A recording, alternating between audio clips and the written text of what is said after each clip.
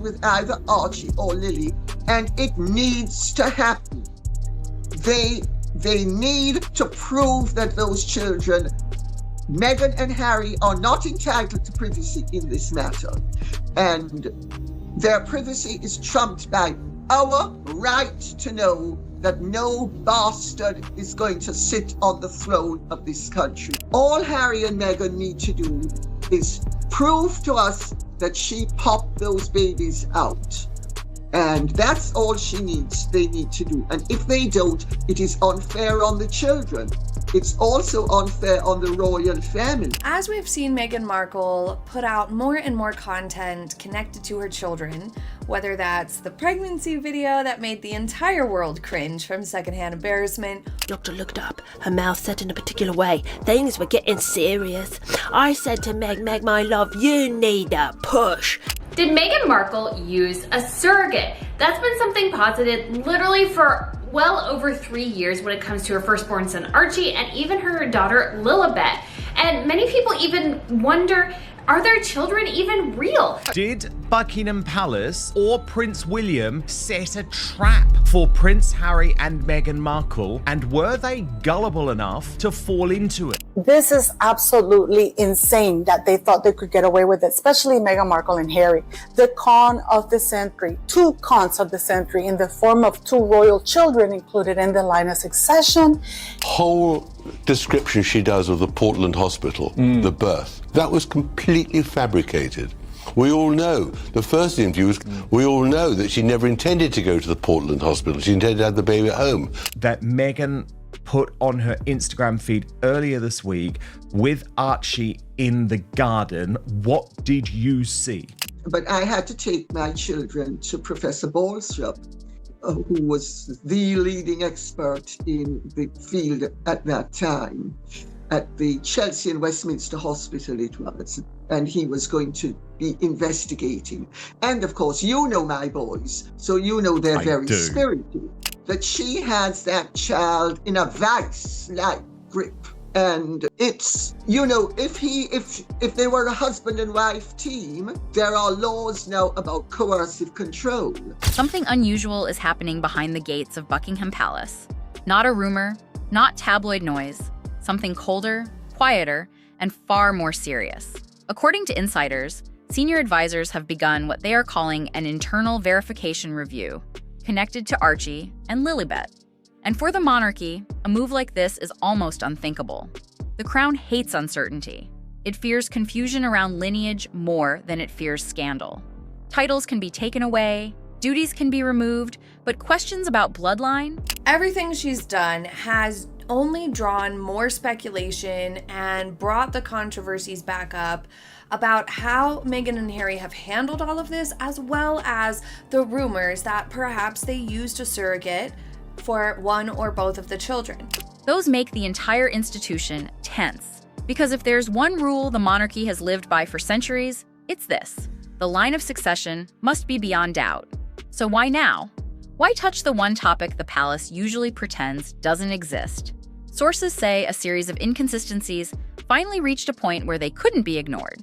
Not dramatic mistakes, subtle ones, missing details, irregular paperwork, and procedures that didn't match royal standards. Small things that, on their own, look harmless, but when placed together, create a pattern. Where are the children? Where are Harry and Meghan's kids? And do they honestly exist? Now, I know that that's kind of like a little bit conspiratorial, but you know what? I'm down the rabbit hole now since I've accepted the moon bump story. And if the moon bump story was true and she didn't actually have these pregnancies, then is it possible that she has faked having the kids? And when that pattern reached senior officials, the palace quietly began digging. Their first stop? The earliest official document connected to the Sussex children, Archie's birth certificate. For most families, a birth certificate is simple paperwork. For the royal family, it's a constitutional record, the first legal proof of identity for someone who might one day sit close to the line of succession. Everything on that document is supposed to be clear, consistent, and permanent. But Archie's birth certificate didn't stay that way.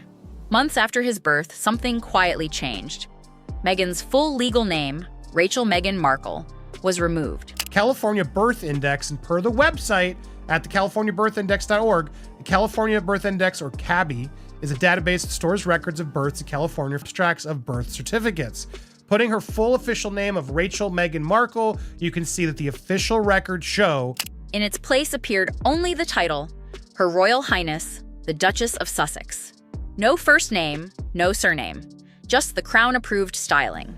In royal bureaucracy, that kind of edit isn't just unusual, it's almost unheard of. Someone must file for the change. Someone must approve it. Someone must log it. And there has to be a reason strong enough to justify altering a future royal's foundational record. Yet when investigators looked back into that moment, something didn't add up. The explanations didn't match. Meghan claimed the palace requested the change. Palace insiders insisted Meghan's side pushed for it. There was no unified story. And more importantly, no clear paper trail explaining why the edit was needed. Even though Meghan had let it be known she wanted a home birth, it was probably very realistic that her first child at 37, it was going to be born in hospital. So at the time, Archie Mountbatten Windsor was born May 6, 2019. And for the palace, uncertainty is more dangerous than controversy. If the certificate was altered once, why was it altered at all? And what else in Archie's early timeline didn't match?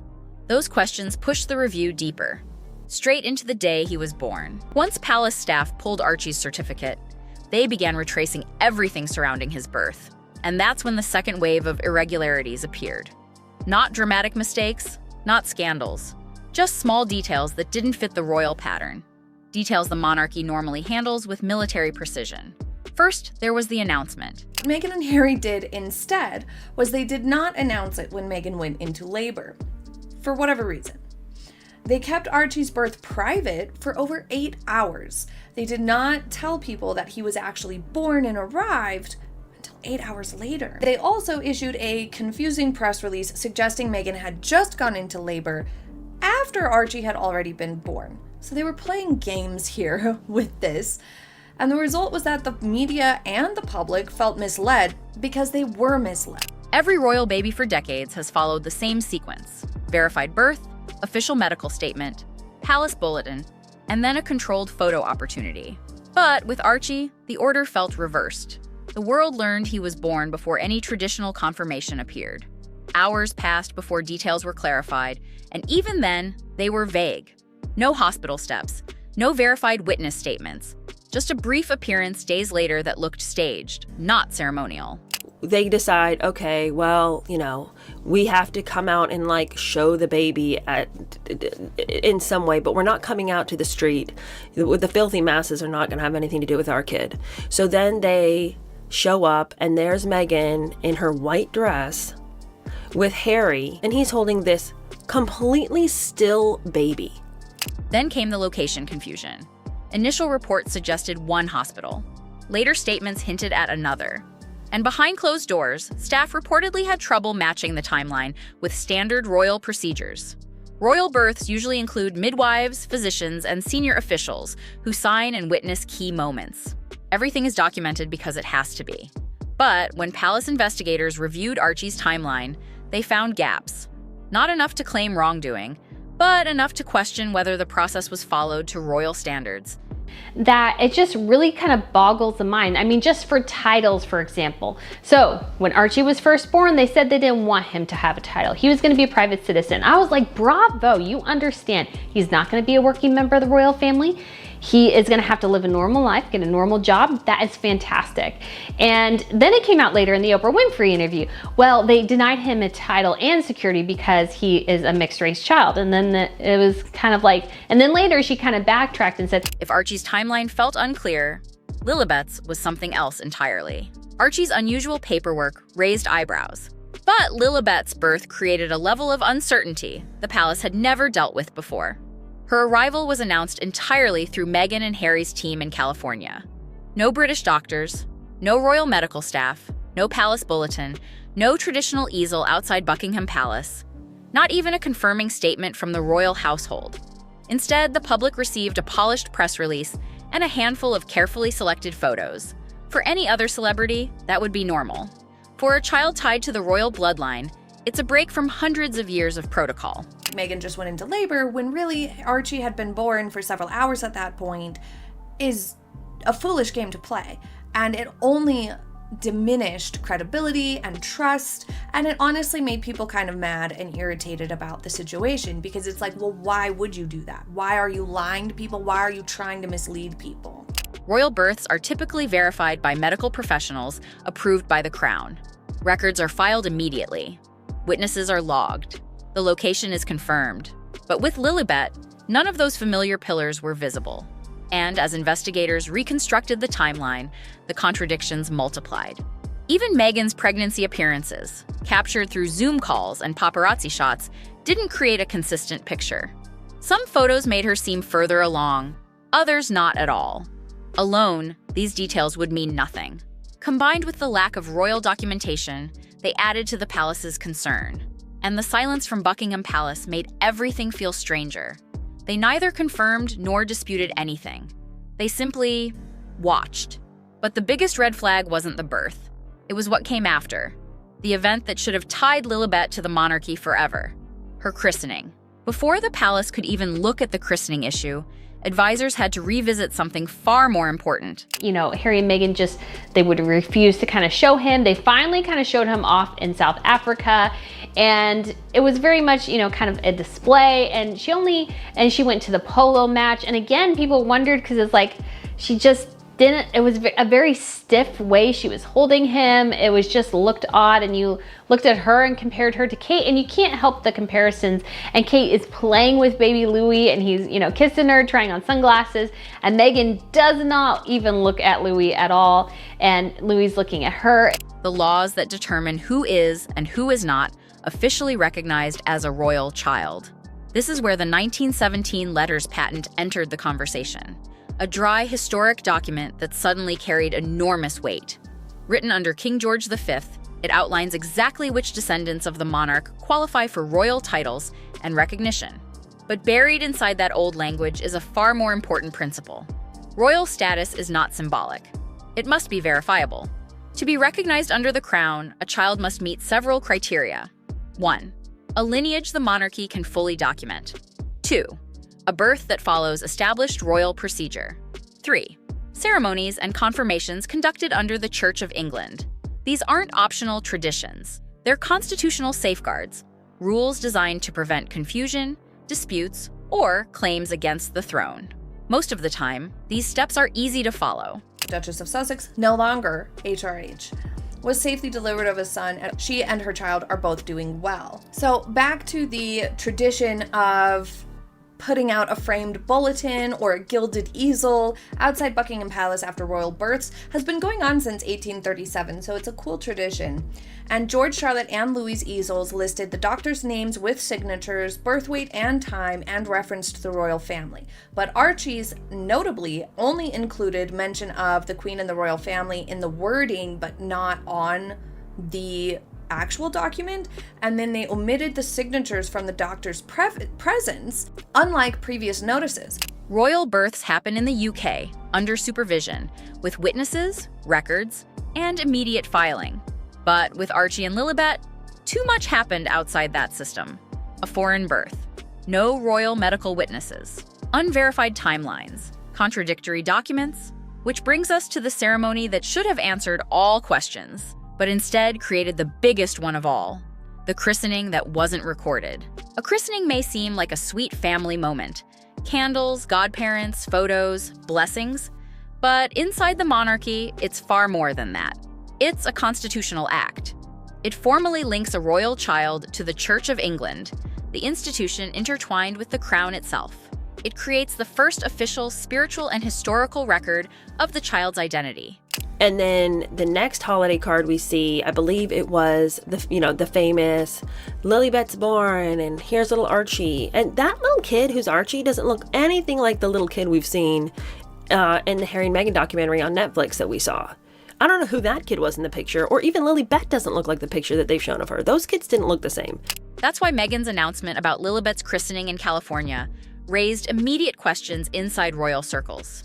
If the ceremony was legitimate under Church of England authority, there would be a clear, traceable record, a form, a registry entry, a confirmation from a bishop. Even private ceremonies leave paper trails. But when advisors quietly checked the church's records, nothing matching Lilibet's name appeared. No entry, no signature, no recognition from the Archbishop's office, not even a private acknowledgement. For any child, that would be unusual. For a child potentially tied to the royal succession, it's a constitutional crisis. Royal christenings are supposed to be witnessed, certified, logged. They're meant to remove all doubt about the child's standing in church and state. But the palace found nothing to confirm that Lilibet had been formally welcomed into the very faith that defines the monarchy. Without that record, her royal connection isn't just uncertain, it's incomplete. And that missing piece pushed Buckingham Palace into its next step, assembling a full internal case file. Meghan Markle gave birth to Lily because this is what's called plausible deniability. They want to be able to say, hey, we never claimed that she was our daughter in that announcement. They're legally covering their backs. There's just too many unknowns. And then, of course, we have that the doctor that allegedly delivered Lily quit her practice 2 weeks after giving birth to Lily or delivering Lily. That sentence there is missing. That is a vital sentence that Meghan Markle chose not to put in an official statement because she knows she would get into a lot of legal trouble and she needed plausible deniability. Once the christening question hit the table, Buckingham Palace shifted from passive observation to an organized, methodical review. Not a public investigation, not a scandal, a quiet internal case file. The kind the monarchy uses when something doesn't align with royal precedent. Senior advisors, archivists, constitutional lawyers, and clerical liaisons were pulled in. Their task wasn't to accuse anyone of wrongdoing. It wasn't emotional. It wasn't personal. It was simple. Reconstruct every step of Archie and Lilibet's arrivals and compare them to royal standards. They created a timeline wall: births, announcements, statements, ceremonies, documents, and every public and private detail available to the crown. Just made the whole thing seem more bizarre. Meghan later claimed in interviews across Netflix and Oprah that Archie was denied a prince title due to institutional decisions, possibly rooted in race. Buckingham Palace's position was that Archie wasn't entitled to a title under current royal protocols, which reserve prince status for grandchildren of the monarch, not great-grandchildren, except for heirs in the direct line. And as they filled in the dates, more inconsistencies surfaced. Missing witnesses, missing hospital confirmations, confusion over medical personnel, delayed paperwork, conflicting accounts from Meghan, Harry, and their teams, ceremonies with no verifiable records, births outside royal supervision, signatures that didn't match standard royal procedure. Individually, none of this was explosive. Together, it formed a problem the crown could not ignore. Because for the monarchy, uncertainty is more dangerous than criticism. A disputed timeline creates doubt. Doubt weakens legitimacy. And legitimacy is the monarchy's foundation. With the file growing thicker by the day, one question became unavoidable. What does this mean for Meghan and Harry now? Inside Montecito, the mood is nothing like the polished images on social media. Because Meghan and Harry know exactly what a royal review means, and it's far worse than public criticism or bad headlines. For Meghan, the danger isn't just personal, it's brand-destroying. Her entire post-royal identity has been built around being a modern duchess, a mother of royal children, someone who stepped away from the palace but still carried its mystique. That mystique is what powered the Netflix documentaries, the book deals, the interviews, the signatures on lifestyle products, the American Riviera orchard image she tries to project. Or talking about her experiences on podcasts or things like that, or just posting a lot more pictures. It has drawn a lot of attention to the controversies surrounding her kids, her pregnancies, how the children came into the world, the whole thing. Everything she's done has only drawn more speculation and brought the controversies back up. But a royal mother without royal children? A duchess with no verifiable royal lineage through her family? That changes everything. For Harry, the impact cuts deeper. This isn't about business. It's about identity. Harry grew up being told his bloodline mattered, that his children would naturally be part of the monarchy's future. He believed that even if he stepped away, his kids would still belong to something bigger. But now he's watching that possibility fade. He reportedly tried calling senior royals, frustrated, emotional, even pleading. But the palace has grown distant. When the crown moves into legal territory, emotion no longer matters. The review is happening, and nothing Meghan or Harry says can stop it. Which leads to the final question: what will the crown do next?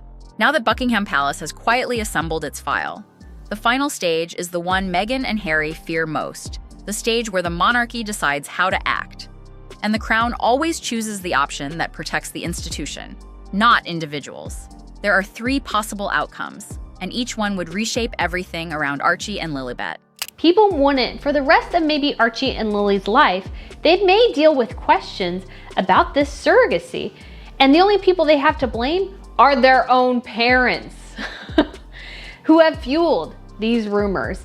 Option 1, titles frozen. The palace could simply stop updating or expanding the children's titles. No removals, no announcements, just a quiet freeze. They would remain listed, but with no future recognition, no ceremonial inclusion, and no active royal status. A slow fade. Option 2, quiet reclassification. Without making noise, the palace could reclassify the children as private individuals. No drama, no press releases. Their names quietly slide down or off official pages, treated as descendants living outside royal structure. Option 3, formal removal. The rarest, coldest move, and the one the internal review makes possible. If documentation cannot verify birth protocol or lineage standards, the crown can legally remove titles and recognition altogether. No anger, no emotion, just the monarchy protecting its line. And that's the real message behind this investigation. The crown always survives. People don't. Meghan and Harry built an empire on royal mystique, but the palace holds the ink, and one signature can erase everything. Before this story takes its next turn, hit like so more people see the truth. Subscribe for every new royal twist, and drop a comment below. Do you think the palace should reveal everything publicly? Stay tuned. This saga is only getting started.